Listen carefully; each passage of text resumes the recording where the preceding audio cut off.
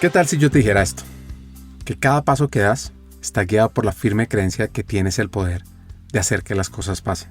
Este es el mantra que, si lo hacemos nuestro, puede transformar tu vida de maneras que apenas puedes imaginar.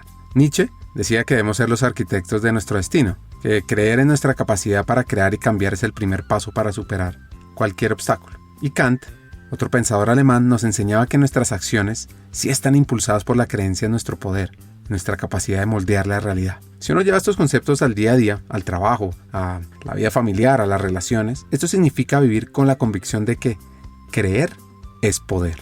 Y no es solo una frase motivacional, es una manera de ver el mundo. Es esa creencia la que nos da la fuerza para enfrentar los desafíos cotidianos, desde las decisiones más pequeñas hasta los grandes cambios que queremos ver en nuestra vida y en el mundo. Creer es aceptar que nuestras ideas importan, que nuestras decisiones cuentan y que tenemos el poder para cambiar las cosas. Así que como líder, colega, amigo o familiar, esta creencia transforma a la persona e inspira a los que nos rodean.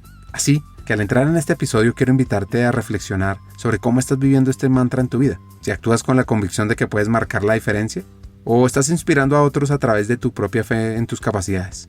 Pues en un mundo donde la incertidumbre es la norma, recordar que creer es poder es más necesario que nunca. Este episodio de hoy te va a fascinar. Vamos a hablar sobre los primeros pasos para ser líder, sobre las decisiones críticas de carrera del invitado, la multiculturalidad que tiene en la sangre, Wilhelm von Humboldt, el hermano de Alexander, el famoso plan A, las 2 P's, aprender a priorizar, a organizar el tiempo de un CEO y, por supuesto, la equidad. Hackers del Talento, el podcast que busca cambiar el juego por lo humano en Iberoamérica.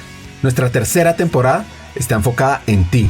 Luchar con determinación por lo que quieres en la vida, ¿no? Entender por qué te levantás todos los días y vas a determinado lugar o te conectás para desarrollar una tarea. Entender el por qué. Un equipo que sean coachables. Una persona que no es capaz de hablar de sus fracasos, o peor, que considera que nunca tuvo fracasos o nunca tuvo fracasos, es una persona en la cual definitivamente no quiero invertir. Porque yo quiero invertir en personas que hayan fracasado muchas veces, porque quiere decir que aprendieron un montón. Cree en tu talento, tus capacidades, para que seamos parte clave de una región más competitiva, inclusiva, equitativa y próspera, donde juntos pongamos a las personas en el centro del mundo del trabajo. Nuestra responsabilidad es ayudar a líderes a que conecten su cabeza con su corazón. Porque es imposible hacer algo o tomar acción sobre una situación o sobre un problema del cual uno no es consciente. Esperamos que disfrutes esta tercera temporada, porque va a ser una fuente de inspiración, unión, colaboración, aprendizaje, debate para la comunidad interesada en el talento. A través de historias, hacks, reflexiones. Yo me leo a mí mismo para que no se me olvide lo que yo enseñaba. Sea fiel a eso que usted escribió y que reflexionó. Así. A mí me han dado un par de consejos muy buenos, prácticos. Uno tiene que leer lo que escribe. Y hay otro que también es práctico, que no es tan filosófico, pero que también me ayudó mucho. Y es que a la gente hay que recibirla. Y conversaciones con CEOs, líderes de talento humano, escritores, actores de cambio. Vas a recibir múltiples ideas para evolucionar como persona, como líder y para que tu empresa sea mejor. Soñar y pensar en grande es exactamente igual que hacer soñar y pensar en pequeño. Te invitamos a regalarte este espacio para ti, con conversaciones profundas y significativas que te harán pensar y te inspirarán a tomar acción. Únete a nosotros en este viaje para hackear el talento y juntos cambiemos el juego por lo humano, por un futuro fuera de serie.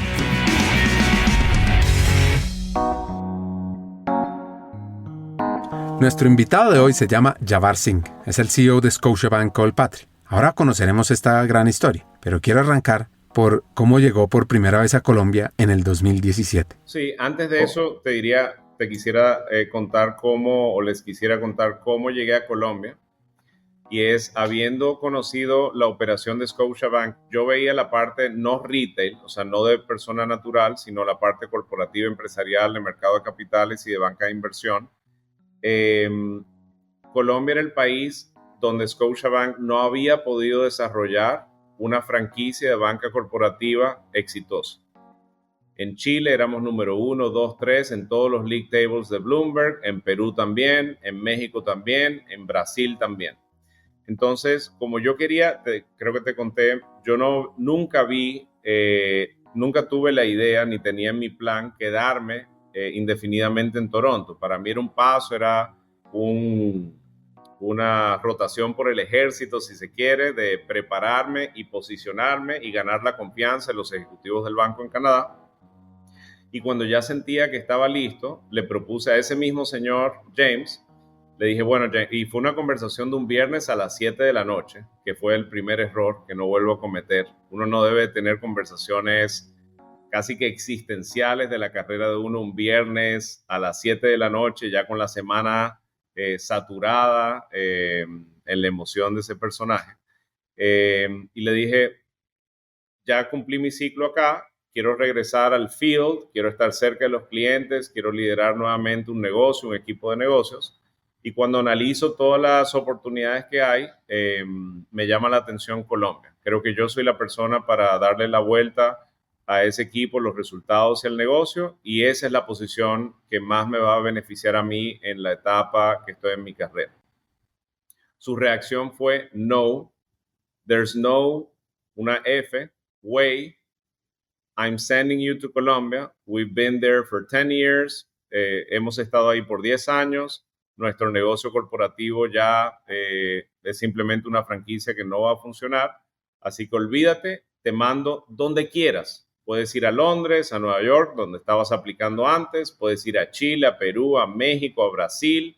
Te puedes quedar acá en Canadá, pero no vas a Colombia.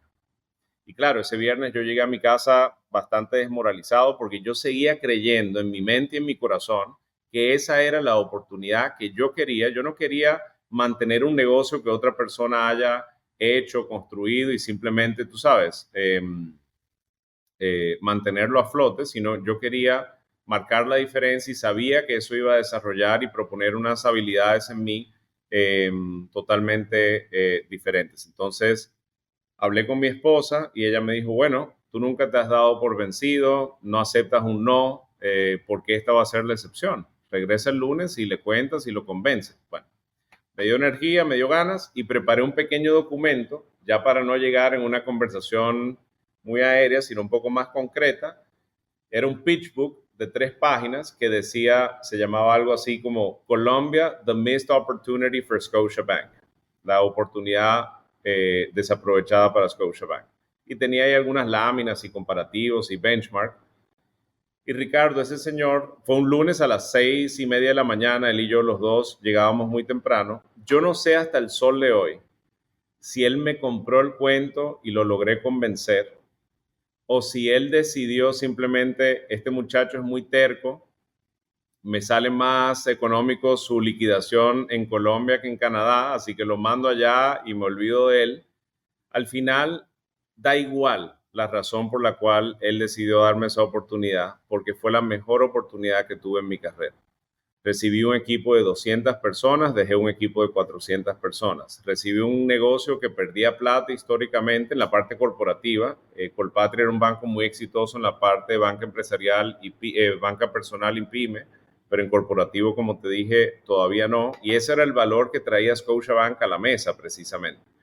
Y hoy en día, o antes de irme a Chile, ya estábamos en los top 3 de los League Table Rankings en emisión de renta fija, en crédito corporativo, llegamos a ser creadores de mercado para la República de Colombia, top 3 por 5 años consecutivos. El negocio hoy en día es el negocio más rentable que tenemos en la operación del banco y sobre todo un proceso de transformación, de motivación y de trabajo en equipo como el que nunca yo he tenido en mi carrera. Así que a mi equipo, gracias por haberme creído en ese momento. Sé que era un poquito difícil y que el trabajo fue duro, pero mereció totalmente la pena. Y uno se pregunta, se pone en la posición de él y todo, llegando en esa situación y demás, ¿cómo logró esos resultados en su primera etapa en el país cafetero? Primero, fortalecer al equipo, y no solamente fortalecer el equipo trayendo personas de afuera, sino a ese equipo que estaba ahí, haciéndoles creer que sí se podía. Y empezamos con varias frases, pero sobre todo una que hablábamos siempre, que era lo imposible solo tarda un poco más.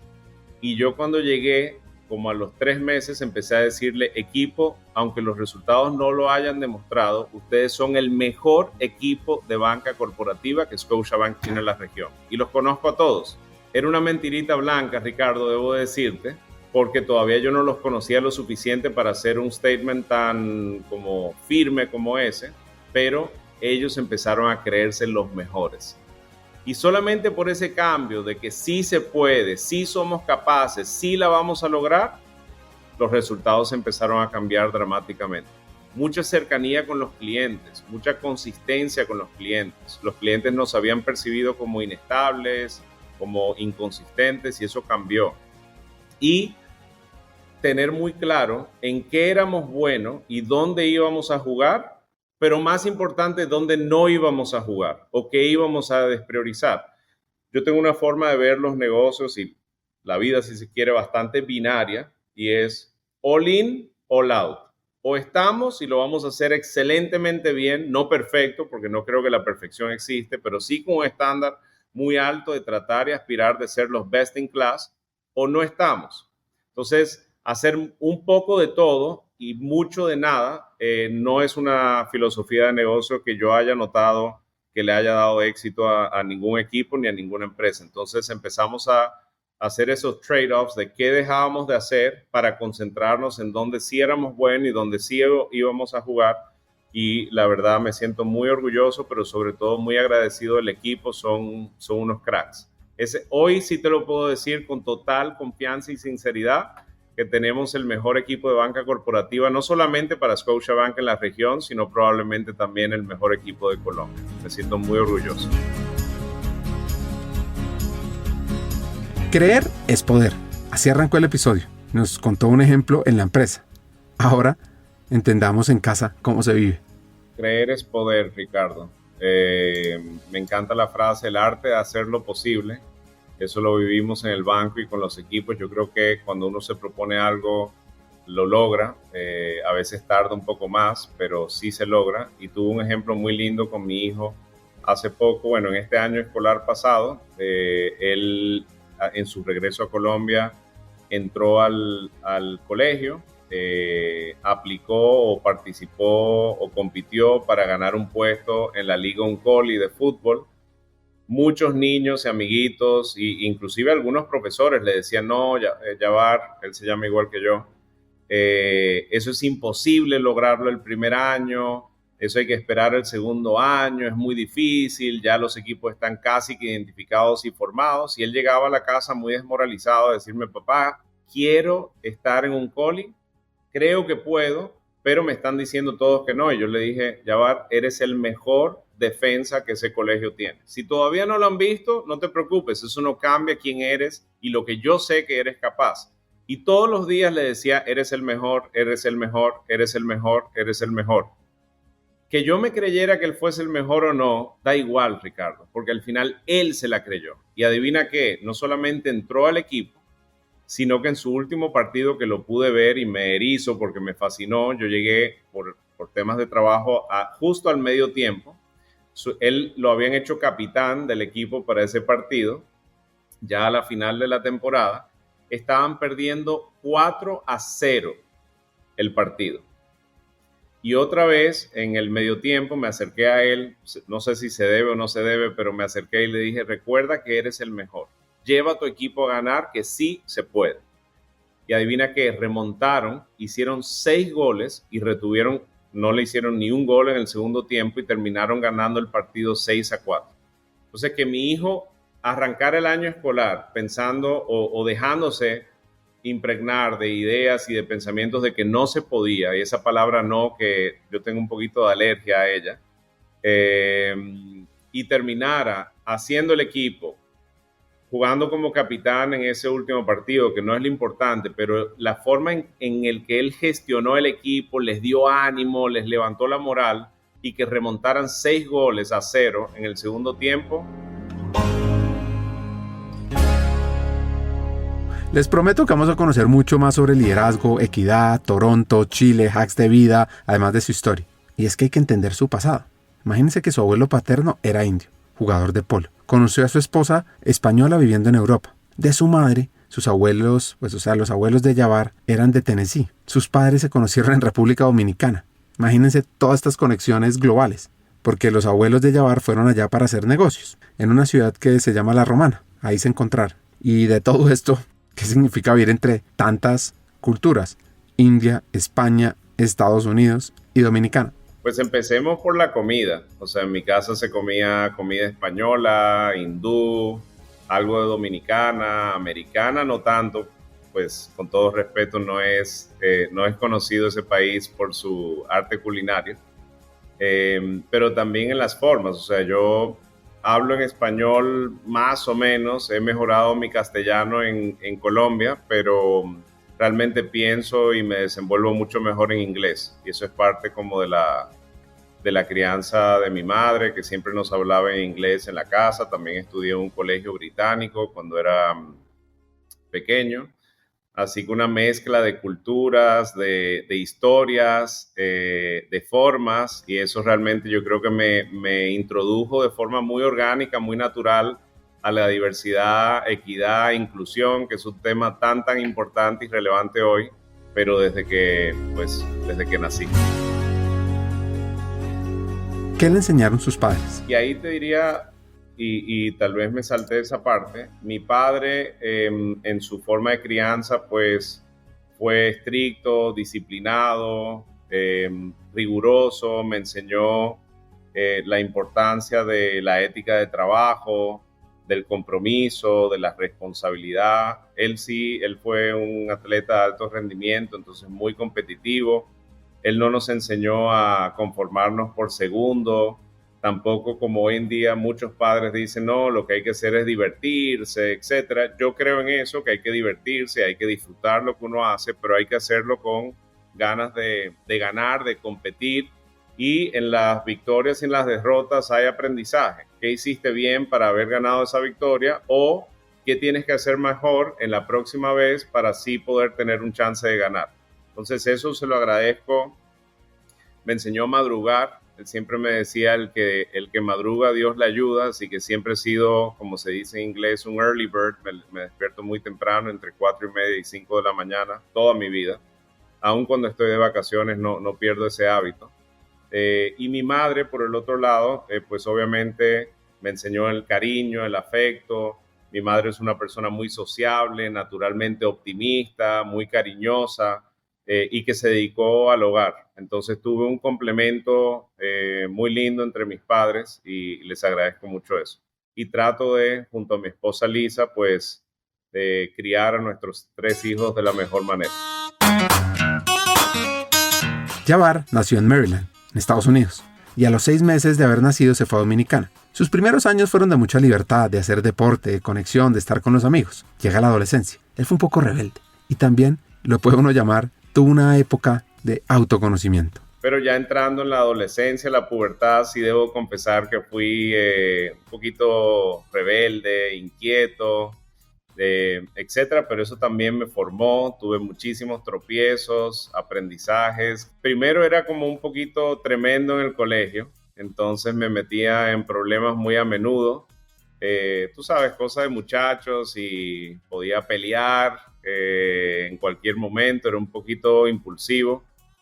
Lo sigo siendo, pero he aprendido a controlar esa parte, y es también, yo creo que mi primera aproximación a un camino, un trayecto de autodescubrimiento, autoconocimiento y sobre todo autoconciencia, donde desde muy temprana edad la vida me enseñó a reconocer y apalancar mis fortalezas, pero más importante, trabajar mis debilidades. Una de mis debilidades es la impulsividad natural que tengo, que muchas veces, y tú lo sabrás mejor que yo, nuestras principales fortalezas pueden ser nuestras principales debilidades, y viceversa, nuestras principales debilidades pueden ser nuestra principal fortaleza. Por ejemplo, la impulsividad a mí me hace ser una persona competitivo, entusiasta, enérgico, propositivo, pero si no la cuido, pues me puede provocar equivocarme muy a menudo. Y eso me sucedió, yo te diría, a lo largo y ancho de mi adolescencia, de mi high school, casi siempre defendiendo a un amigo. Hoy en día los molesto y les digo que me metí en problemas en el colegio por ello, pero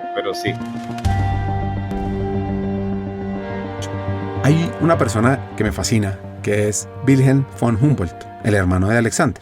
Un hombre que, aunque vivió en el siglo XVIII, sus ideas sobre el desarrollo personal y la educación, imagínense esto, siguen siendo increíblemente relevantes hoy en día. Humboldt era un filósofo prusiano, un tipo que veía la educación de una manera completamente diferente a como se veía en su época. Para él, no se trataba solo de llenar la cabeza de conocimiento, sino algo más profundo, el desarrollo integral de la persona, algo que él creía esencial para el individuo y para la sociedad. Él creció en un entorno de privilegio, pero en lugar de quedarse en su zona de confort, dedicó su vida a entender cómo las personas podían alcanzar su máximo potencial. Era un firme creyente en la libertad individual. Según él, cada persona tenía que tener la libertad de explorar sus propios talentos y capacidades sin estar restringiendo su capacidad por un sistema educativo rígido o por expectativas sociales limitantes. Es que uno se pone a pensar cómo sería vivir en esa época donde la educación era más bien un acto de disciplina y control, y venir con una idea tan revolucionaria como esta ahora. Pues bueno, a lo largo del episodio les voy a contar un par más de cosas de este alemán. Volvamos al hacker americano dominicano. ¿Cómo le iba en el colegio?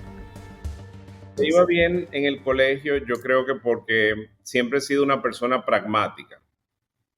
Yo detestaba las tareas, entonces una forma de no tener que sufrir tanto con las tareas era prestar un poco más de atención en la clase e inclusive en los espacios que teníamos entre clase y clase tratar de adelantar y terminar la tarea para tener mi tarde libre, para hacer lo que yo quisiera.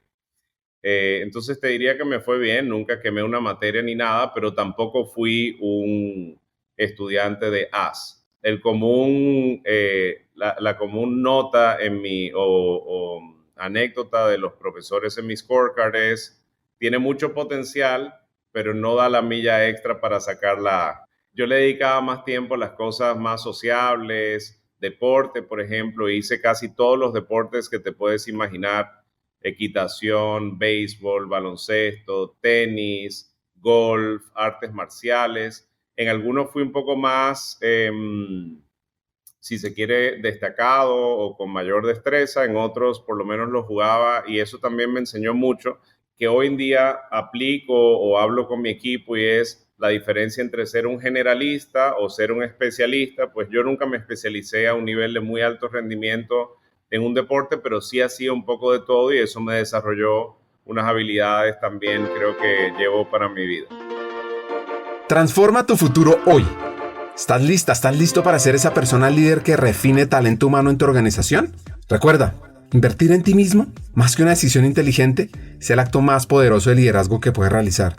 Y nuestra academia Hackers del Talento LATAM, más que un programa de formación, es una inversión en tu potencial ilimitado. Una puerta a convertirte en visionaria, en estratega, capaz de impulsar el cambio, la innovación y adquirir las nuevas herramientas para transformarnos en este mundo tan tecnológico y tan humano. Te voy a dar 4 razones para que apliques cuanto antes a la Academia Hackers del Talento LATAM. 1. Formación de vanguardia. Aprende los mejores, porque es que nuestros profesores son vicepresidentes de talento, CEOs de renombre en América Latina, listos para compartir su experiencia y conocimiento y transformarse juntos contigo. 2. Conéctate con una comunidad de élite. Al unirte, te integrarás a una red de profesionales con ambición, con sueños, que enriquecen tu camino profesional y personal, con una gran experiencia laboral, que además probablemente se convertirán en buenos amigos tuyos. 3. Contenido revolucionario y actualizado. Nuestro currículo abarca temas clave para tu futuro, desde estrategia, antropotec, mindset para hackear el talento, liderazgo, impacto, influencia, conocimiento del negocio, analítica de personas, inteligencia artificial. Mejor dicho, te vamos a dar herramientas para que te posiciones y estés a la vanguardia en tu área, en people, en gestión de lo humano. Y por último, la experiencia educativa es de alto impacto. Nuestro enfoque innovador combina teoría y práctica, retos de transformación, coaching entre pares, acceso a cientos de contenidos asincrónicos y mucho más. Y al final, lo que estamos haciendo es garantizar un aprendizaje dinámico y profundo. Entonces, ahora es tu oportunidad para ser ese líder que guiará tu transformación en talento humano. Aplica a la corte número 5 de nuestra Academia Hackers del Talento LATAM. Es muy fácil. Ve a hackersdeltalento.com y ahí encontrarás toda la información para que te atrevas a hacer el cambio, a ser ese líder excepcional que el mundo necesita. El futuro del talento te espera. Comienza con la decisión de ser más, de impactar más. Invierte en ti y sé el líder del mañana.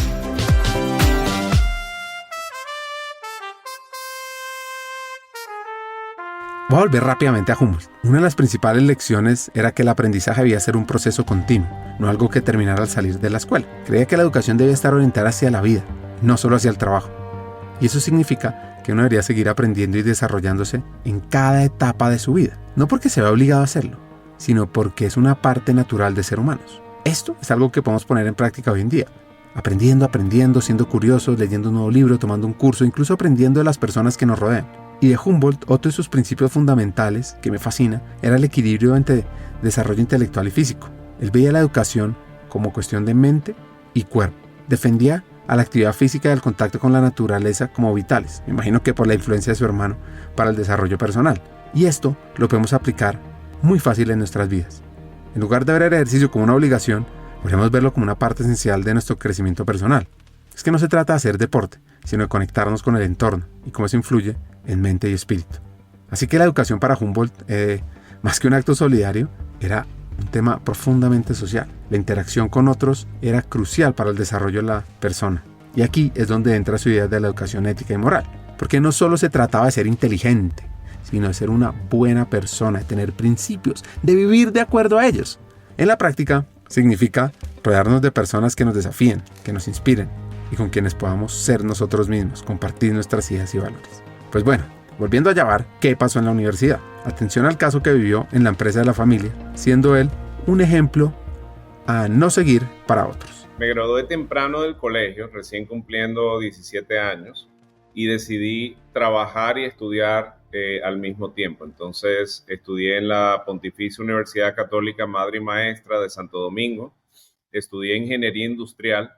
Si bien yo siempre tenía un espíritu emprendedor y tuve el ejemplo de mi padre, que tuvo empresas, que es empresario, etc., la administración, y con todo respeto también a mis amigos como administradores, no sé, le carecía algo que para mí era muy importante, que es ese pragmatismo de ser eficiente, de buscar procesos de mejora continua, que es precisamente lo que me ofrecía la ingeniería industrial. Entonces, yo estudiaba por las noches, partía a las 5 de la tarde, 6 de la tarde y trabajaba en el día.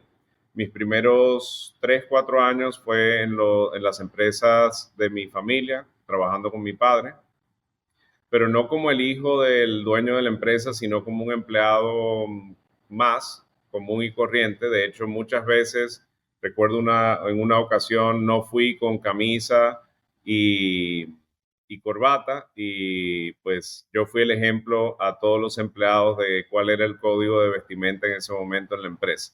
Y tenía que estar antes que todos, irme después que todos, etc. Entonces, una rigurosidad nuevamente muy importante y que llevo conmigo en mi ética de trabajo. En la universidad, estudiando ingeniería industrial, sucedieron dos cosas interesantes. Una, esa universidad tenía un convenio con el State University of New York. Entonces hice una doble titulación en negocios internacionales. Me iba a los veranos y hacía un semestre en aquella universidad. Y segundo, nos exigía una pasantía, pero una pasantía muy, muy rigurosa, no de un mes ni 2 meses, sino 6 meses mínimo. Y esa pasantía la hice en una fábrica textil. Yo sé producir un jean, lo sé hacer en todas los componentes de la cadena de producción y del proceso. No es tan sencillo como parece y es un trabajo bastante peligroso con las agujas y cosiendo, etcétera. Pero me di cuenta que no quería trabajar en fábrica, eso no era lo mío. Fue una experiencia interesante, aprendí. Me ofrecieron quedarme como subgerente de planta, pero era un poquito ruidoso y escandaloso para mí.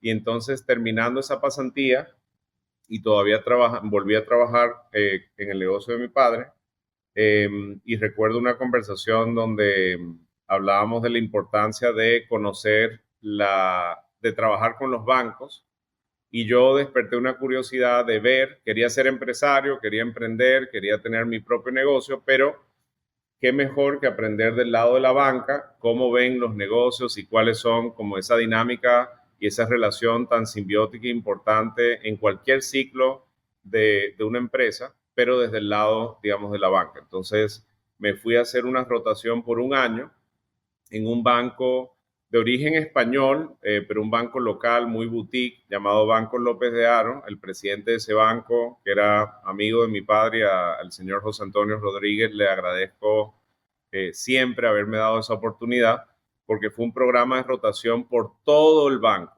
desde caja, yo repartía sobres, hacía entregas, luego pasé por finanzas, tesorería, operaciones, riesgo, administración de crédito y las bancas, banca patrimonial, banca personal y la banca corporativa y comercial.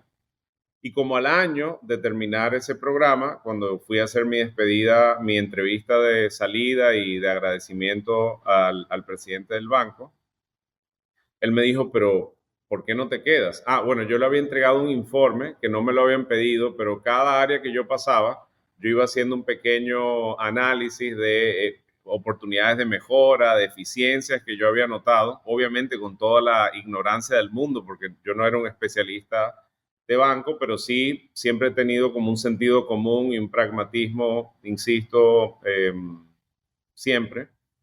Y le entregué ese informe al señor Rodríguez Copelo y me lo agradeció, pero me preguntó que por qué no extendía mi programa, que en un año es imposible aprender lo suficiente de la banca, y que decidiera, si me interesaba, en qué área me quería quedar.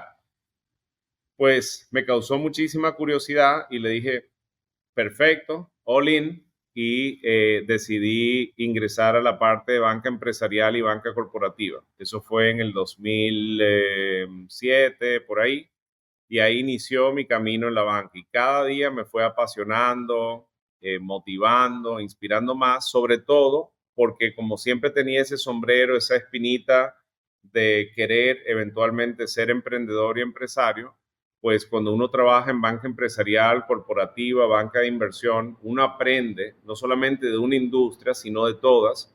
Uno aprende de los empresarios, de los emprendedores, de los inversionistas, tanto sus estrategias, historias de éxito, de fracaso, y a mí eso me apasionaba muchísimo. Así que ahí duré un par de años más, me fue muy bien, ingresé al comité de crédito a una edad muy joven, me hicieron gerente, bueno, en fin. Y en el 2008 me casé, 2009, perdón, con mi querida esposa Lisa, y en ese momento tomé una decisión muy importante que era o sigo en la banca, y ya con hasta ese punto, Ricardo, yo no exigía salario, yo probablemente fui el gerente peor pagado en la historia de la banca, porque el salario para mí era el salario no monetario. Era el conocimiento, la experiencia, todo eso que me estaba ofreciendo ese banco. Entonces yo ganaba 3 pesos, pero para mí eso era mucho más que suficiente porque me estaban pagando con experiencia, con conocimiento y con habilidades. Pero ya casándome y queríamos siempre, Liz y yo tuvimos la idea y el sueño de ser padres jóvenes, porque lo vimos tanto en mi caso con mis padres como en su caso con sus padres. Se casaron jóvenes y hoy en día son abuelos muy jóvenes, enérgicos, etcétera. Entonces, ya iniciando la vida de familia y la responsabilidad como padre, pues tuve que tomar una decisión y esa decisión fue, me voy a quedar en banca, voy a desarrollar una carrera en banca. Y se me abrieron puertas en diferentes bancos locales en ese momento y también en 2 bancos internacionales, y ahí fue que ingresé a Scotiabank, más que nada porque lo que percibí en la entrevista, en mi research con personas que conocí ahí, altos ejecutivos, es que cuando uno trabaja en una multinacional o un banco del calibre de Scotiabank, uno tiene garantizado una institucionalidad y una meritocracia en el crecimiento profesional. Y no siempre se da ese caso en bancos locales que son todavía familiares, de cierta manera. Entonces eso me cautivó mucho y también el prospecto de poder aspirar a desarrollar una carrera internacional. Siempre, siempre, siempre agregar valor. Siempre dar más. Sobre todo cuando uno le da esas herramientas y conocimientos a un gerente. Qué buen hack para crecer en la carrera. Y bueno, entendamos sobre este banco, Scotiabank, cómo fue creciendo, cómo fue llegando a diferentes países, expandiéndose y enfocándose después, y en los últimos años posicionándose en unas regiones clave. Scotiabank, muy rápido y no sin el ánimo de hacer una cuña, es un banco que tiene casi 200 años de historia, un banco de origen canadiense, uno de los 3 bancos más grandes en Canadá, uno de los 25 bancos más grandes del mundo en términos de capitalización bursátil. Y que ha tenido una vocación, contrario a otros bancos canadienses que se expandieron solo a Estados Unidos. Scotiabank quiso hace 100 años ser el banco canadiense más internacional y llegamos a tener banderas en el mundo en más de 80 países, desde Asia, Medio Oriente, Europa y las Américas. Pero como bien dices, teníamos muchas banderitas, pero poca escala en esos países del footprint internacional. Y hace como 15, 20 años se decidió cambiar esa estrategia y desinvertir de muchas regiones para tener menos banderitas, pero más escala en la geografía donde decidimos jugar, que al final fue las Américas, desde Canadá hasta el sur de Chile. Y empezamos una ola de adquisiciones, fusiones, eso fue más o menos en el periodo en el que yo ingresé al banco. República Dominicana era diferente a lo que tal vez tú habrás conocido en Colombia, porque en ese país ya teníamos 90 años de presencia y éramos el tercer banco privado más grande, muy tradicional, muy reconocido y con una escala importante. Entonces me llamaba la atención ingresar a ese banco internacional en mi país, pero luego poder, como te dije, desarrollar una carrera internacional, y ahora te cuento de eso porque ha sido bien interesante.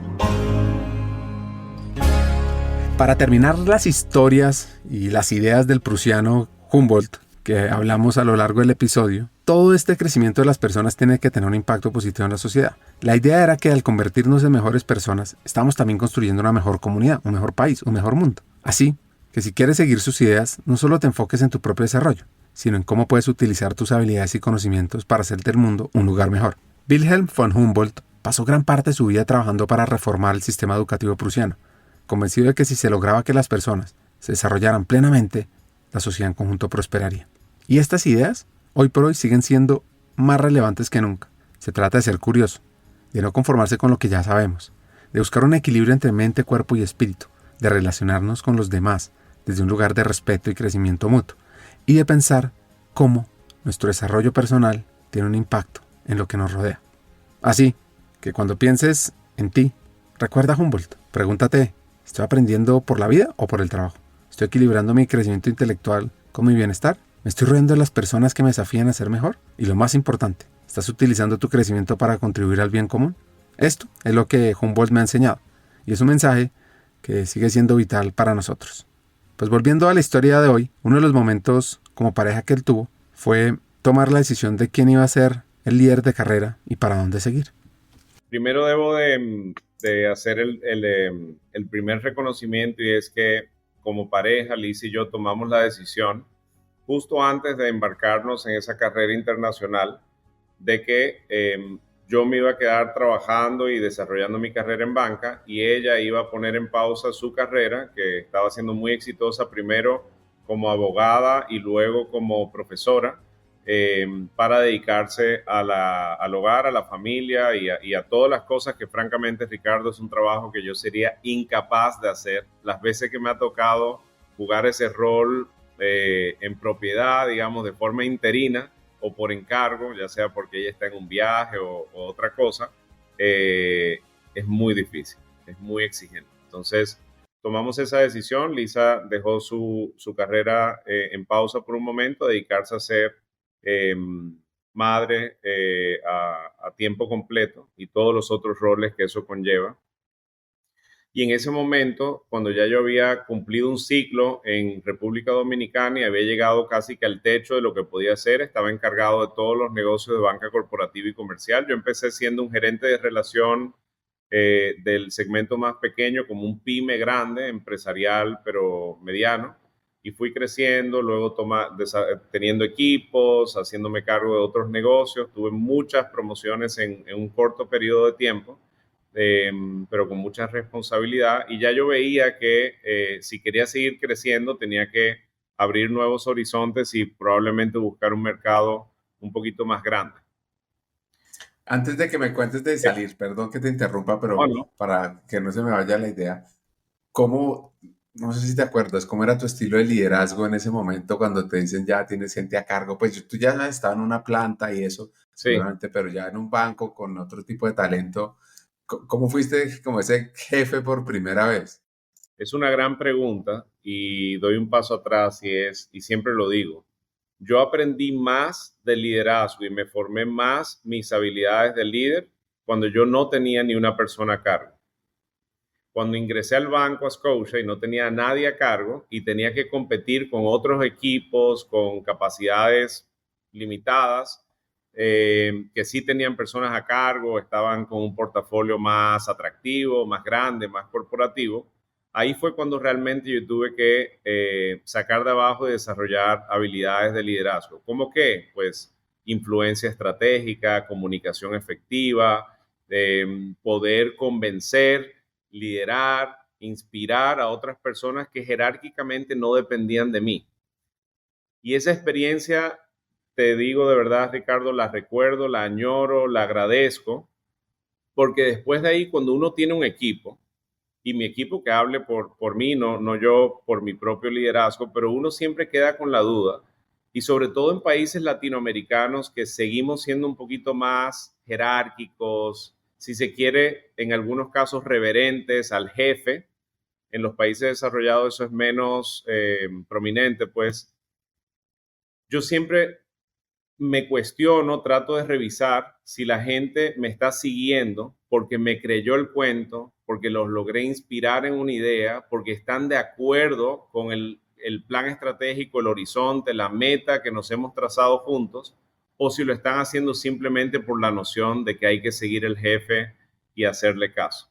Entonces, antes de decirte a quienes todavía no tienen un equipo a cargo, los invito y ojalá los motive a no desaprovechar esa oportunidad de oro, que es poder desarrollar todas esas habilidades de liderazgo sin tener personas a cargo. Créanme que se lo van a llevar para el resto de su carrera. Luego, pues obviamente siendo un líder joven, sin experiencia, tuve un sinnúmero de tropiezos, pero creo que algo que siempre no sé, me precipitaba a tomar decisiones.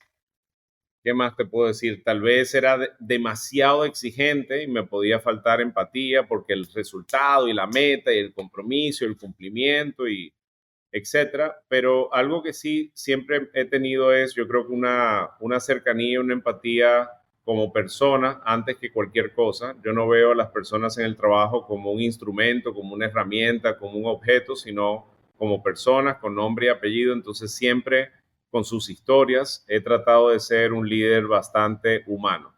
Creo también, Ricardo, que uno va obviamente evolucionando su perfil y sus habilidades de liderazgo. El que en cualquier momento de su carrera o de su vida diga ya, la logré, estoy en un estado óptimo como líder, yo creo que ese es el inicio del fracaso porque empieza a ganarte la soberbia, el ego, y eso pues no permite que uno maximice el potencial ni de uno ni de la gente que está a su alrededor. ¿Alguna vez has sentido que puedes ser parte de algo más grande? En Hackers del Talento exploramos ideas y sobre todo trabajamos incansablemente por crear un camino hacia un mundo laboral más humano y próspero. Y lo sabes, tú eres parte crítica en esta misión. Imagina el efecto mariposa de compartir este episodio. Al pasar la voz a alguien que conoces, puede ser el catalizador de un cambio profundo en la vida de alguien más. Piensa en esa persona, alguien que como tú está listo para crecer y evolucionar. Compartir este episodio con ella no es solo un acto de generosidad, es un paso hacia la construcción de una comunidad más fuerte y unida. Únete a nosotros y sé parte de la vanguardia del cambio en el mundo laboral. Te puedes suscribir en LinkedIn buscando Hackers del Talento para descubrir diariamente aprendizajes del mundo del trabajo. Además, si ingresas a nuestra página web hackersdeltalento.com, te esperará nuestro newsletter Cartas al Talento, lleno de hacks y reflexiones semanales. Y recuerda, cada pequeña acción cuenta. Al unirte a nosotros, más que escuchar un podcast, estás activando un movimiento. Estás formando parte de una transformación global. Estamos aquí, listos para avanzar. Te quiero hacer una pregunta. ¿Te sumas a nuestra misión de transformar el mundo laboral en un lugar donde todos podemos prosperar? Pues bueno, continuemos juntos en este emocionante viaje y sigamos escuchando el episodio. Recuerda, tu presencia es el cambio. Visualizar los próximos pasos, diseñar una carrera, es crítico para acelerar el crecimiento laboral, para que se le cumplan a uno los sueños, básicamente. Pues más adelante hablaremos sobre prioridades y manejo del tiempo de un CEO. Ahora, escuchemos eso que llama Jawar el plan A.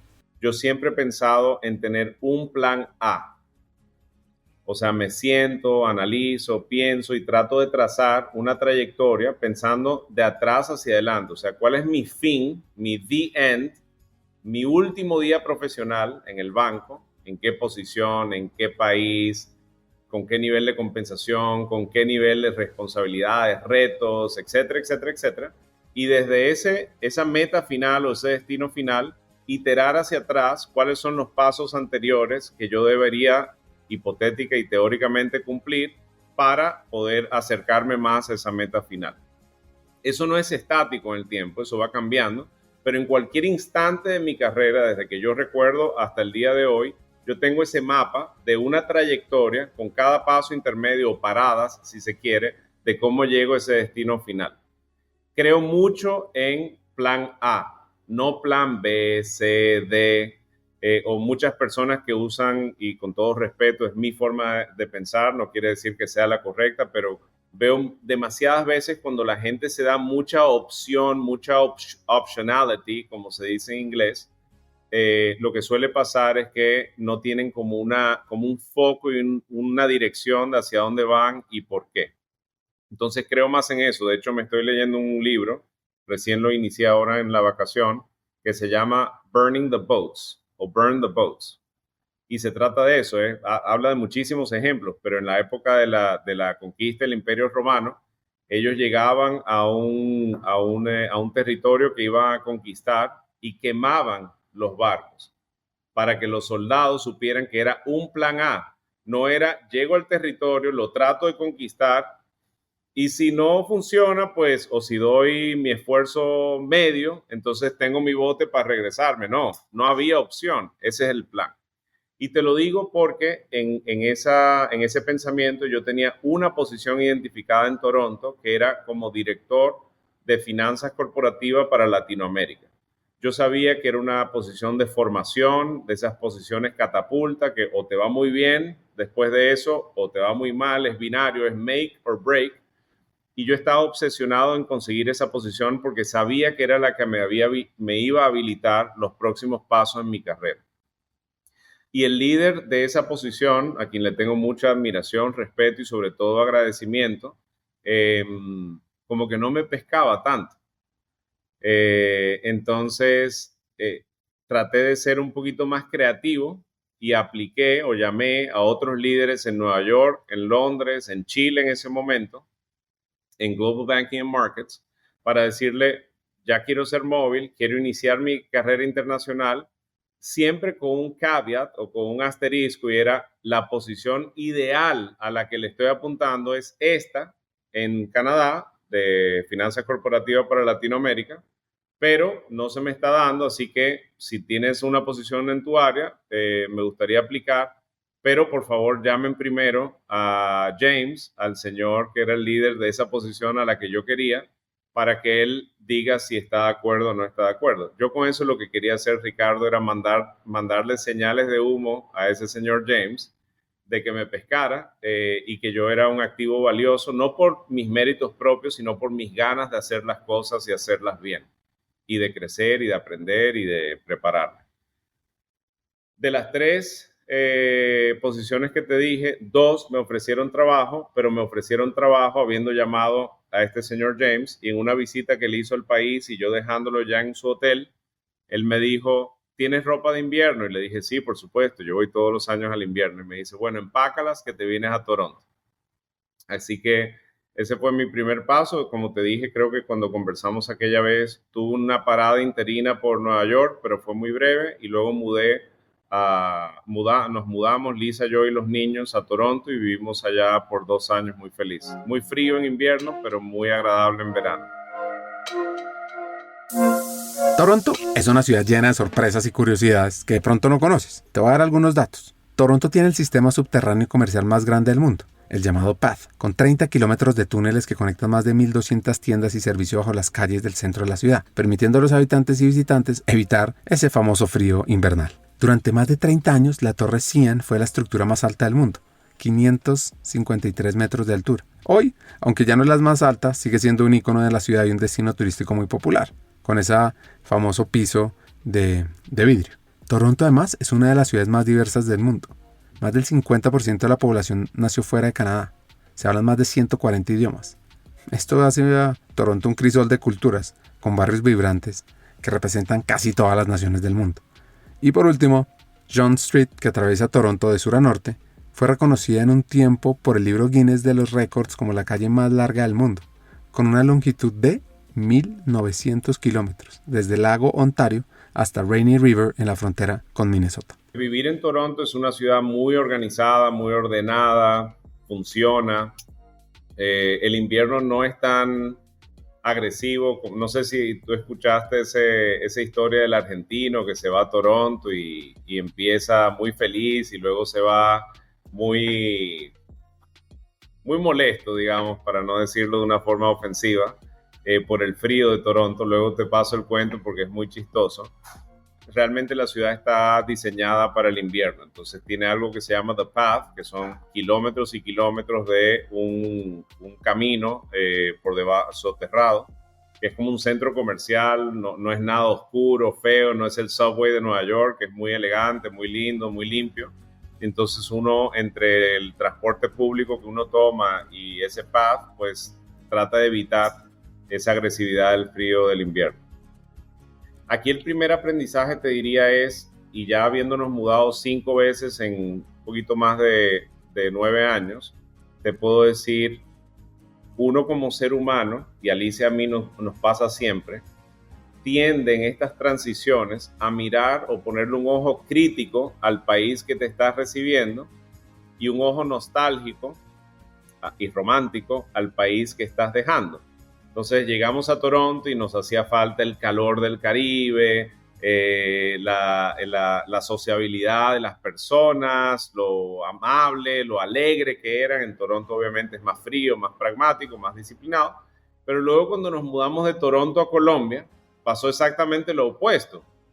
Nos hacía falta, o le pusimos el ojo crítico al país que nos estaba recibiendo, en ese caso Colombia, en el 2007,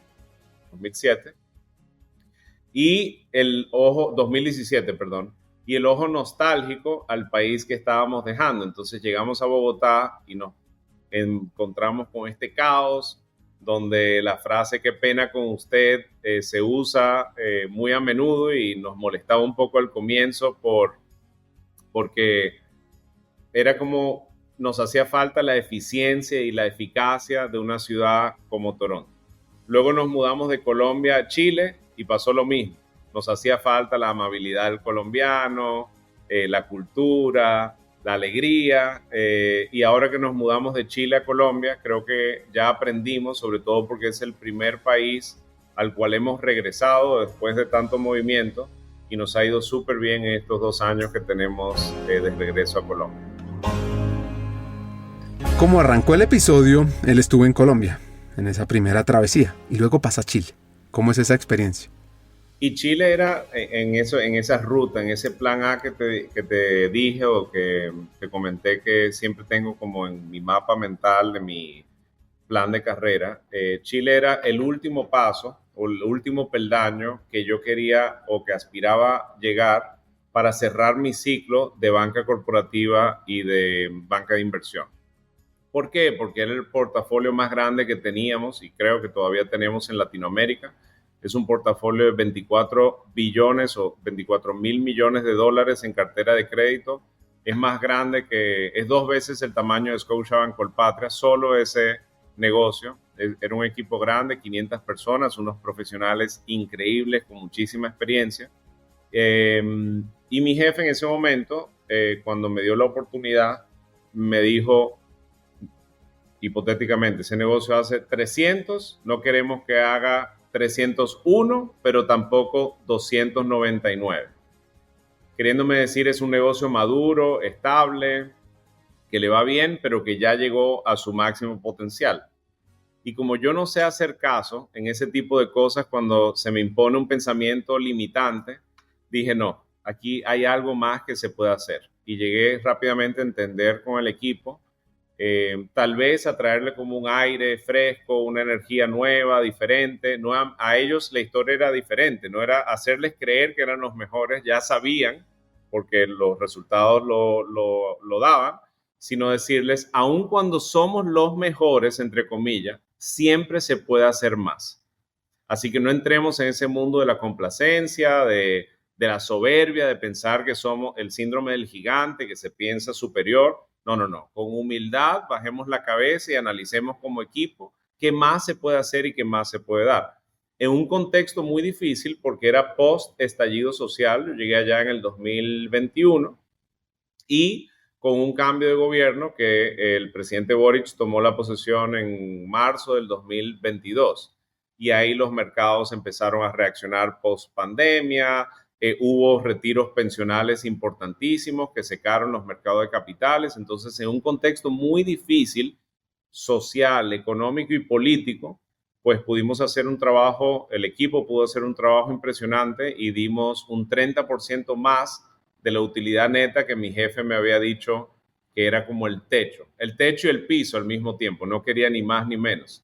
Entonces, los resultados se los lleva el viento, pero lo que sí yo creo que quedó en ese equipo es esa idea, ojalá, espero, de que uno nunca puede ser muy grande, uno nunca puede estar en un estado óptimo. Yo creo que el ser humano y los equipos que son un reflejo del ser humano tienen que, ojalá, perseguir una senda o una aspiración de mejora continua. ¿Cómo soy hoy? Mejor que ayer, pero reconocer que soy peor que mañana y no cansarse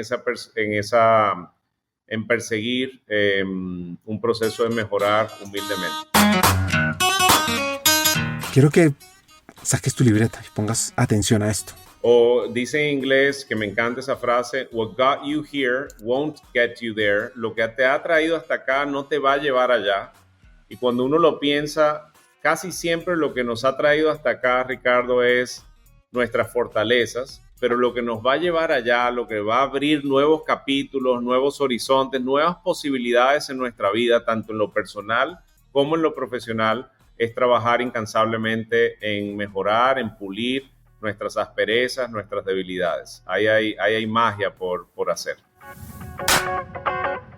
¿Y cómo fue ese regreso a Colombia? Pero esta vez como CEO, en un año bien retador. Pues mira, primero esa era mi aspiración, era mi sueño. Yo siempre me venía preparando y posicionando.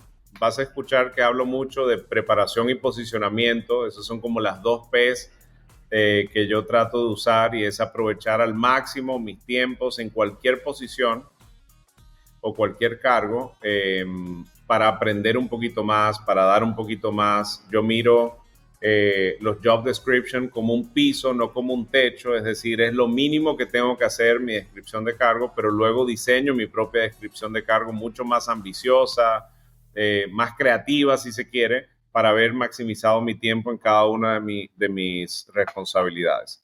Entonces, yo siempre tenía el sueño de ser country head de un país. En algún momento decidí y me propuse que fuese Colombia por diferentes razones. Algunas profesionales que le veo muchísimo potencial, le veía y le sigo viendo y le veo aún más ahora a nuestro banco en este país, pero también porque en lo personal es un país que nos fascina. A mí, a mi esposa, a mis hijos, nos encantan los colombianos, la cultura, la educación, el castellano, y no solamente el de Bogotá, que es puro, sino también el paisa, el de la costa, que se parece más al dominicano, más caribeño. Entonces nos fascina el país, nos ha tratado muy bien, hemos hecho muy buenos amigos y hemos podido desarrollar una vida muy linda, muy plena, muy satisfactoria. Así como te he dicho, en algunos casos se me dilató, se me atrasó o se me movió esa fecha objetivo que yo tenía para lograr una posición. En este caso se me adelantó.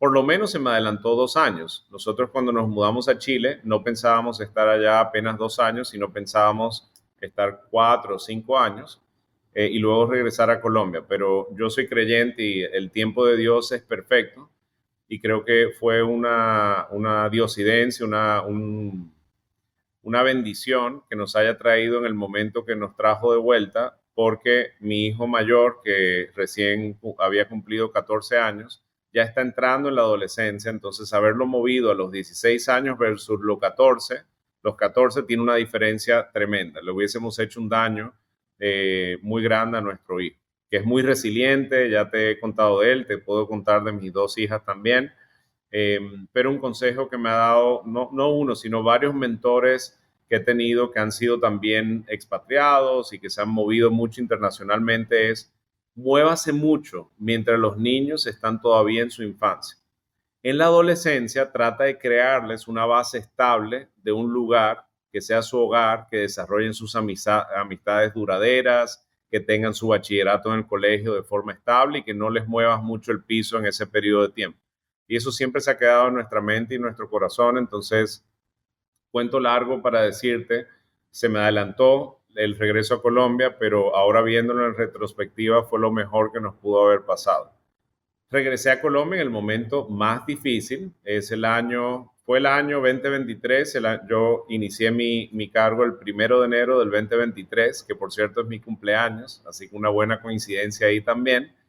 Ya estoy llegando a mi segundo año de aniversario en el cargo, pero el año 2023, Ricardo, y tú lo sabes y probablemente tu audiencia también lo sabe, ha sido el año más difícil en la banca colombiana, por lo menos de los últimos 30 años. Y el 2024 no pinta mucho mejor. Pero como siempre le digo a mi equipo, si me hubiesen dado la varita mágica de decidir cuándo regreso, aún sabiendo con los retos que se avecinaban en el horizonte, yo no hubiese decidido llegar en el 2026 o 2025, cuando sea que la economía global y local se estabilizara. Yo hubiese decidido también muy responsablemente llegar el 1 de enero del 2023, porque es en esos momentos de retos, de problemas, de adversidades que uno tiene que sacar de abajo y hacer un proceso de transformación como lo hemos logrado en el equipo. La calidad del talento en Scotiabank Colpatria es inigualable. Con todo respeto a mis competidores, que son unos competidores increíbles, yo creo y tengo la convicción de que tenemos el mejor equipo, tenemos el mejor talento humano y esa es nuestra prioridad absoluta.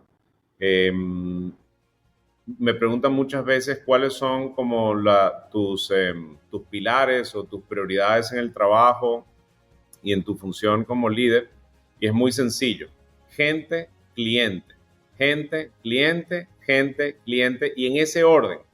No cliente primero, como se dice muchas veces. El cliente es sagrado, es lo más importante para nosotros, pero nuestra gente es más importante, porque teniendo un equipo sólido, bien preparado, con la actitud, con las habilidades, destrezas, aptitudes, etcétera, conocimiento y sobre todo con la motivación adecuada, ese equipo va a tratar a los clientes de la mejor manera. Ese equipo va a hacer que los clientes nos compren la idea de que somos el mejor banco para atender y apoyar sus necesidades. Ese equipo va a construir relación a largo plazo con los clientes. Entonces, gente, cliente son nuestros 2 pilares principales y me siento muy feliz de haber regresado a Colombia. Es un reto importantísimo, pero lo he tomado con mucha responsabilidad y sobre todo me ha recibido un equipo extraordinario. Invictus, de William Henley, es un himno a la resiliencia y la fortaleza del espíritu humano frente a la adversidad. Este poema refleja la lucha interna por mantenerse firme en tiempos oscuros, como si estuviéramos navegando en aguas turbulentas sin perder el control. Con esa poderosa afirmación, I am the master of my fate, I am the captain of my soul, Henley nos recuerda que incluso en los momentos más difíciles, somos los capitanes de nuestro destino, capaces de enfrentar cualquier tormenta con coraje y determinación. Entonces, como CEO, como líder del talento, ¿cómo es navegar en esas aguas turbulentas? Priorizar, priorizar, priorizar. En un momento cuando el mar está calmado y las aguas están tranquilas, es fácil navegar el barco. Cuando es lo contrario es muy difícil, pero ahí hay que tener siempre un temple, una tranquilidad y sobre todo priorizar los recursos que tenemos. Vuelvo a mi ejercicio binario. ¿Qué hacemos y qué dejamos de hacer? ¿Qué es needs to have? ¿Qué es nice to have? Y aquí hemos priorizado las cosas que realmente son importantes, siempre cuidando de la gente y de los clientes. Trazar una estrategia clara, tuvimos que desarrollar una nueva estrategia en un momento donde lo menos cierto son las proyecciones, o sea, las proyecciones y las premisas económicas que vislumbrábamos en enero, febrero y marzo del 2023, no le hemos pegado a ningún dato, ni de tasa de política monetaria, ni de inflación, ni de tasa de usura, ni de crecimiento, ni de desempleo. No importa, porque nuestro horizonte no es de un año, es un horizonte de un plan estratégico a 5 años y los fundamentales de ese plan no cambian con variables y volatilidades de la economía. Entonces, trazar un plan estratégico, construirlo junto con el equipo. Yo creo mucho en hacer las cosas bottoms up y no tops down. Entonces, fue un ejercicio donde no decidí yo, ni mucho menos yo y mi comité directivo, que somos 13 personas, pensar que 13 personas pueden tener la verdad absoluta y el conocimiento pleno para hacer un plan estratégico en nombre de más de 5,000 empleados sería una soberbia tremenda. Entonces hicimos un proceso de idealización de una nueva estrategia muy inclusiva, muy participativa, no solamente de los gerentes y directores, sino casi que de todo el banco, la socializamos y siempre con una premisa, Ricardo, y es que los planes estratégicos son un objetivo, te da un horizonte a mediano o largo plazo, pero no pueden ser estáticos. Tienen que ser muy dinámicos, muy ágiles en el tiempo. Entonces, nuestro plan lo hemos ido haciendo tweaks e iteraciones casi que mensualmente, te diría, por no decir semanal. Una de las prácticas que me encantó es que él busca tener puertas abiertas, correo abierto, celular a un texto de cercanía para poderse sentar con los diferentes talentos de su compañía. Y eso lo ha tenido siempre y le ha funcionado. Ahora, ¿cómo ha sido esa adaptación cuando ya es CEO? Realmente no ha cambiado mucho. Lo que sí ha sido un reto muy importante para mí, con toda sinceridad, Ricardo, y a todos los oyentes, es el manejo efectivo del tiempo. Cuando yo he tenido equipos de 30, 40, 400, 500 personas, suena mucho, pero 500 personas yo casi que me sabía su nombre, su apellido, sus historias, me aseguraba de tener encuentros con la mayoría. Soy muy creyente de tener conversaciones de plan de carrera y de plan de desarrollo personal y le dedico mucho tiempo a eso. Y no solamente mucho tiempo, sino mucha concentración y dedicación absoluta. Yo cuando me siento con un colega a tener un plan de carrera y de desarrollo, pienso que esa conversación puede ser tan poderosa como para habilitarle un futuro mejor a él o ella, a su familia, a sus hijos, a todo. Entonces lo tomo con una seriedad y una propiedad importante. Sin distracciones, nos sentamos siempre en face to face, salvo en la pandemia que lo tuve que hacer virtual. Entonces, tener esa dedicación y esa disposición de tiempo para la cantidad de colaboradores que tenemos en el banco ha sido un reto. Pero trato de organizar mi tiempo en 3 bloques de actividades. 1/3 gente, no solamente esas conversaciones 1 a 1, sino todo lo que tenga que ver con recursos humanos, liderazgo, aprendizaje, desarrollo, atracción de talento, retención de talento, promociones, movilidad internacional, etc. 1/3 a tema de cliente, y ahora ya no es solamente cliente empresas, empresarios corporativos, sino banca personal, banca patrimonial, etc. Y 1/3 todo el resto, que ahí pues entra una mezcla de temas administrativos, regulatorios, de cumplimiento, de riesgo, de legal, etc. El primer año no logré esa dedicación de tiempo y lamentablemente a la que le privé un poquito más de mi tiempo fue a esas conversaciones 1 a 1. ya que llevo 1 año y medio, un poquito más en el cargo y que el equipo está funcionando súper bien, he vuelto a restablecer ese tema y le dedico decenas, si no cientos de horas al tema de personas y de recursos humanos. Y en toda esta historia, ustedes saben que esto hace parte del Proyecto H. Y me pareció fascinante cómo llegó él a esta conexión con Hombres por la Equidad y las lecciones que ha tenido. Pues ahí es muy interesante y tengo que aquí sí hacer una cuña, agradecerle a Alexander y a María Andrea por la idea, por la convicción con la que levantaron ese proyecto. Yo tuve el privilegio de estar en el primer cohorte como estudiante. Ya te dije que fui un mal estudiante en la universidad y en el colegio, no diría malo, pero como más o menos. Pero aquí me dediqué porque es un tema que me apasiona bastante y escuché mucho más de lo que hablé en esas sesiones. Es muy, muy interesante. Es un proyecto que precisamente trata de recoger voces y perspectivas, de involucrar al hombre en esta conversación tan importante como lo es la equidad. Las mujeres han sido protagonistas en levantar la voz, en propiciar esos espacios, en promover mucho más concientización sobre el tema. Y Proyecto H es un proyecto ambicioso, pero a la vez yo creo que muy alcanzable, que es asegurar que los hombres juguemos un rol, no quiero llamarle protagónico, pero sí un rol propositivo en avanzar en este tema. Aquí tengo un cuento, tengo muchos, pero tengo un cuento, Ricardo, que siempre se ha quedado conmigo y es en República Dominicana, cuando yo estaba a cargo de la banca corporativa, recibí a unos ejecutivos de Canadá y, como es natural, hacemos la ronda de visitas a los clientes más importantes y estratégicos, etc.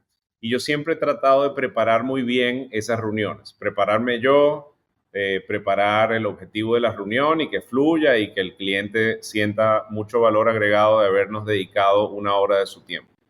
Y en esa preparación descubrí o me informé, porque todavía no era público, que esa señora, que era la CEO de esa empresa, me reservo su nombre, pero ella sabe, si me escucha, exactamente de quién estoy hablando, una empresaria increíble, CEO de uno de los grupos económicos más importantes de Centroamérica. Y Forbes le iba a dar un reconocimiento y un premio como Mujer Empresaria del Año. En ese año habrá sido, no sé, 2012, 13 o algo por ahí. O sea, ya hace como 10 años. Y en ese momento, este tema de equidad estaba recién, yo creo que empezando a tomar tracción y un poquito más de concientización. Y claro, y llegamos allá con mis jefes de Canadá y yo abro la reunión haciendo la introducción y dando un poco de contexto y felicitando a esa señora empresaria por ese premio, esa distinción que se había ganado.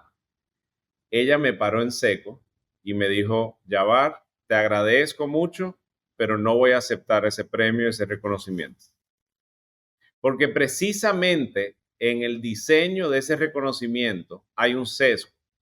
Y es que es Mujer Empresaria del Año. Es como un premio de consolación al empresario del año, que es principalmente de hombres.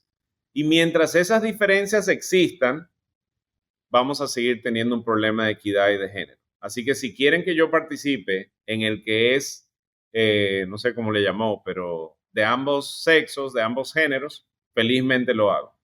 Pero uno solo de mujer no lo voy a aceptar, pero muchas gracias.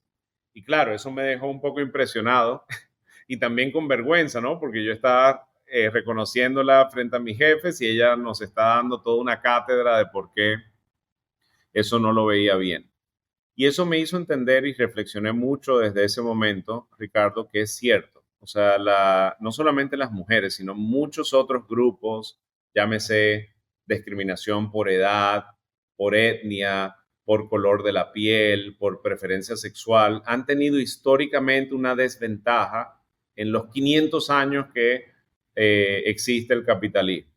Entonces ahora el péndulo se fue más hacia el lado de las mujeres y los hombres, muchos se sienten, y te lo digo, me llegan muchos colegas que se sienten ahora a la inversa, se sienten con desventaja frente a las mujeres. Y yo les doy la explicación, o trato de darlas desde mi punto de vista, y es, si el péndulo estaba 100% favoreciendo a los hombres por cientos de años, ¿cómo no hay que rodar un poco el péndulo hacia habilitar esas mismas posibilidades para las mujeres? Y yo no creo que hay una desventaja para los hombres, simplemente que no estamos acostumbrados a un escenario donde haya más equidad. Entonces nos tenemos que poner las pilas, nosotros los hombres, porque ya las mujeres que siempre han tenido la capacidad, ahora esa capacidad se puede materializar en oportunidad con mucho más facilidad, no facilidad, pero con mucho más probabilidad de lo que sucedía antes. Entonces, todo eso para decirte, me apasiona mucho ese tema.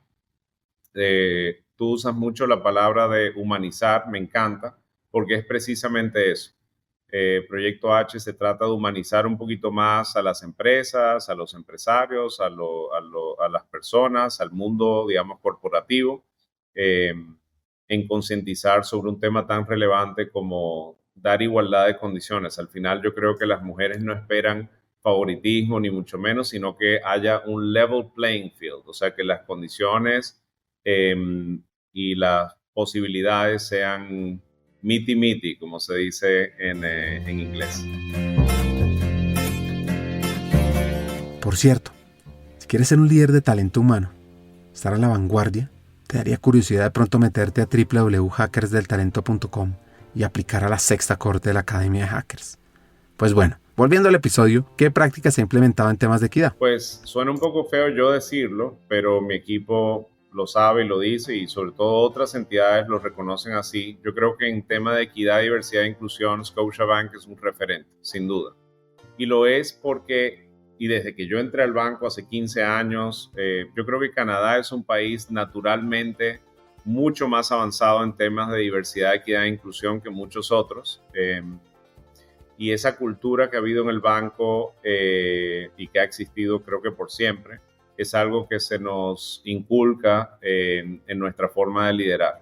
Entonces, nosotros ya hace años no estamos hablando jamás, ni siguiendo estadísticas de paridad, porque ya las tenemos. De hecho, si te tengo que dar las estadísticas de más de 5,000 empleados, el 65%, 63% son mujeres, pero más importante que eso, en cargos de liderazgo y de responsabilidad de director, gerente y vicepresidencia, tenemos 50% más de participación de mujeres, de femenino.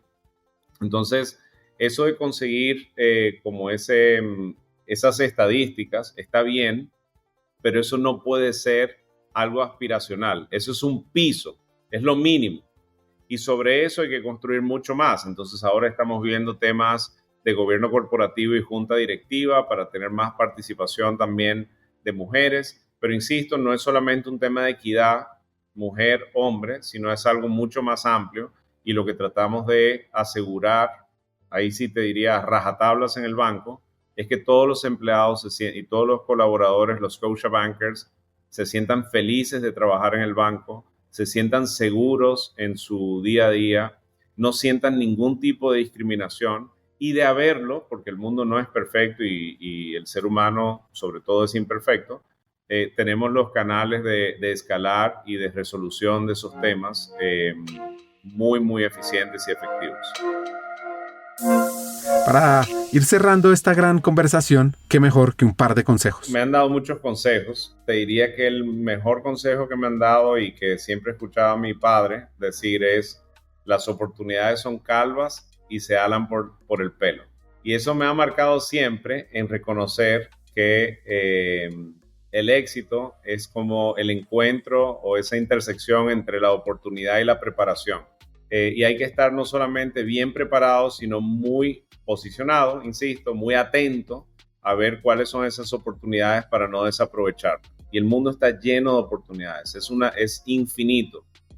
Hay una frase que hace poco leí o escuché, no recuerdo, y que vengo hace varios meses reflexionando y repitiéndola como un loro con mi equipo, y es: How big would you dream if you knew you could not fail? ¿Qué tan grande soñarías si supieras que no pudieses fallar? Y vuelvo al ejemplo de mi hijo anterior y que tú también me hablabas, y es, yo creo que hay que creérsela. hay que tener mucha determinación y tener una convicción de que las cosas sí se pueden.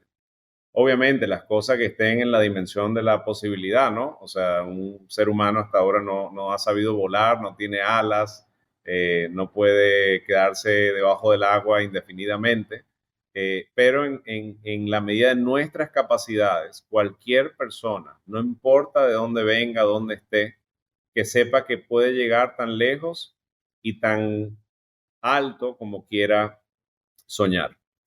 Ahí, y vuelvo a mi tema de el fin, pienso mucho en the end, el fin. Mi último día en el trabajo, ya te he contado un poco de eso, pero más importante, mi último día en la tierra.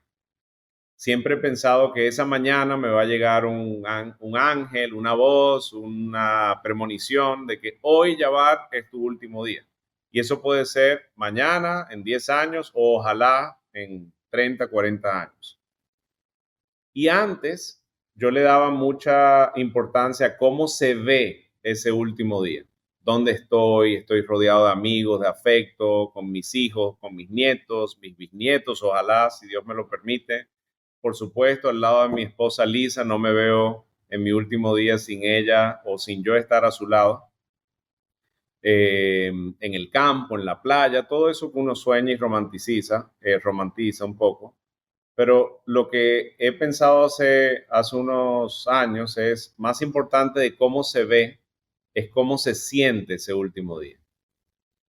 Me llega una ola de arrepentimientos, de remordimientos, de qué no hice o qué pude haber hecho mejor, o me siento pleno y realizado y le doy gracias a Dios de que me haya permitido tener una vida plena, donde ojalá le aporté a la sociedad, al mundo, a mi familia, donde fui un buen padre, un buen hijo, un buen esposo, un buen ser humano, matizando la palabra buen, porque uno tiende a sobreestimar lo que es e infraestimar lo que le falta.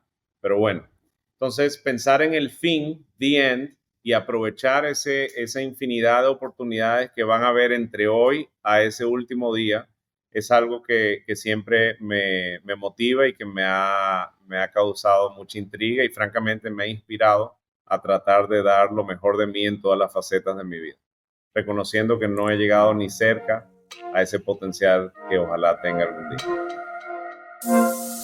Y, por supuesto, un hack extra. ¿Cuál es el factor determinante de éxito de un profesional, un ser humano, tanto en su vida como en su trabajo? Se vienen muchísimas ideas a la mente de lo que uno puede hacer para mejorar continuamente. Tomar cursos, diplomados, aprender otro idioma, adquirir habilidades, destreza y todo. Pero lo único, Ricardo, y todos los oyentes, que yo he podido identificar y que aplico en mi vida, que garantiza que uno vaya mejorando cada día un poquito más en lo que uno se proponga en la vida, ojalá para ser mejor, es ser una persona autoconsciente, self-aware. Y yo creo que muchas personas reconocen la importancia de la autoconciencia, pero pocos la aplican con un nivel de convicción, determinación y casi obsesión todos los días de su vida. Y para mí la autoconciencia no es más que identificar y mapear tus principales fortalezas y tus principales debilidades.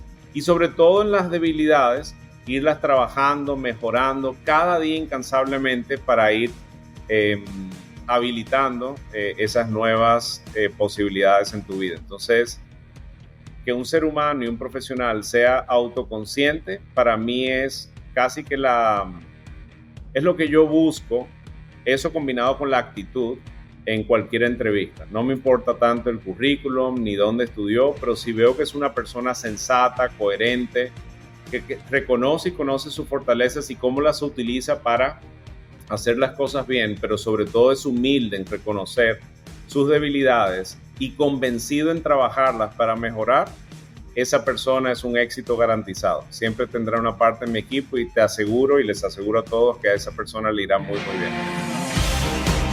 Muchas gracias, Jawad, por compartirnos tu historia, tus lecciones de vida, tus reflexiones de liderazgo y la necesidad de cerrar las brechas de género en América Latina. Aquí vienen mis 3 hacks. 1. Creer es poder. Creamos en el poder del talento latino, creamos en que podemos generar oportunidades para todos y creamos en eliminar la inequidad de género y social que hay.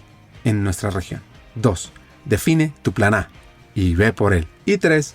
Generemos liderazgos de puertas abiertas que conecten con las personas, que entendamos quiénes están día a día trabajando con nosotros y cómo los podemos hacer mejores.